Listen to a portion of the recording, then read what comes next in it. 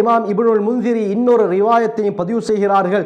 ஸல்லல்லாஹு அலைஹி வஸல்லம் ஜிப்ரீல் அலைஹிஸ்ஸலாம் அவர்களிடத்திலே நரகத்தை பற்றி வர்ணியுங்கள் என்று சொன்னதும் பல விடயத்தை வர்ணித்தார்கள்.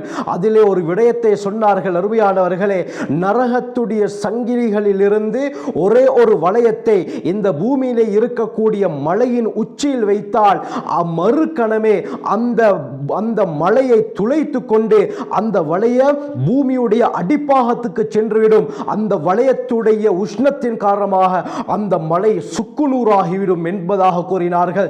தொடர்ந்து ஜிப்ரீல் அலைஹிஸ்ஸலாம் சொன்னார்கள், மக்கள் எல்லோரும் கிழக்கு பகுதியிலே இருக்கிறார்கள், மேற்கு பகுதியிலே நரகம் இருக்கிறது.